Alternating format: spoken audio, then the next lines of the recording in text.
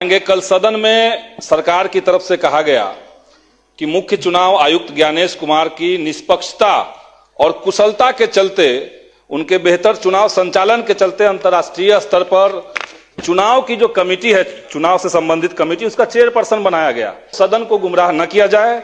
दूसरी बात हम कहेंगे महोदय कि कल हमने जब कहा था तो माननीय मंत्री जी ने कहा कि ऑनगोइंग स्कीम के ऊपर ये नहीं होता है, पहले से कोई स्कीम होता है तो नहीं होता है। आचार संहिता का वो पैसा बांटने वाला सिस्टम खत्म नहीं होता है, लेकिन तमिलनाडु, आंध्र प्रदेश और तेलंगाना में पहले के स्कीम को रोके गए हैं। माननीय सदस्य ने कहा कि उनको इस कारण नहीं मिला है, और आपने ये भी कहा कि हो सकता है उसमें ये भी कारण हो, और जब आपके भी दिल में है कि हो सकता है ये भी कारण हो, तो मैंने तो उतना ही कहा था। आप अभी बोले हैं, अभी प्रोसीडिंग देख लीजिएगा, आपने जो बोला है अभी प्रोसीडिंग देख लीजिएगा। हम नहीं मानते हैं कि माननीय संसदीय कार्य मंत्री ने सदन को गुमराह करने के लिए कहा है। नमस्कार, लाइव बिहार देख रहे हैं आप, आपके साथ मैं स्नेहा गुप्ता। इन दिनों बिहार विधानसभा के शीतकालीन सत्र चल रहे हैं और आज 5वां दिन है। ऐसे में सदन के अंदर की तस्वीरें तो हम आपको दिखाई रहे हैं, और जेडीयू के विधायक और माले के विधायक आमने सामने खड़े हो गए, भिड़ गए एक दूसरे से, और तू मैं हो गई। आपको बताएं कि संदीप सौरभ जो कि माले के विधायक हैं, तो दूसरी तरफ विजय कुमार चौधरी जो कि जेडीयू के विधायक हैं, इन दोनों में अनबन हो गई।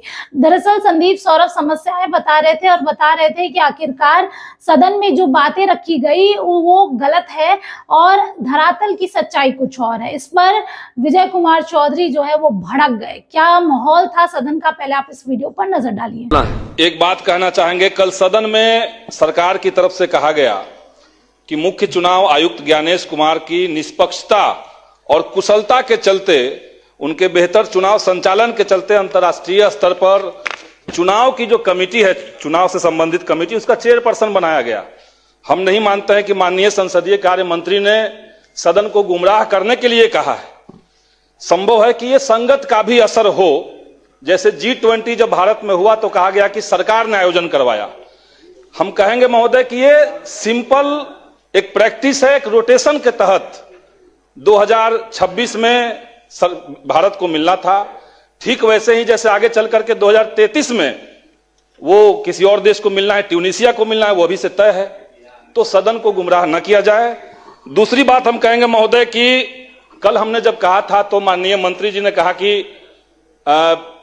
ऑनगोइंग स्कीम के ऊपर ये नहीं होता है, पहले से कोई स्कीम होता है तो नहीं होता है।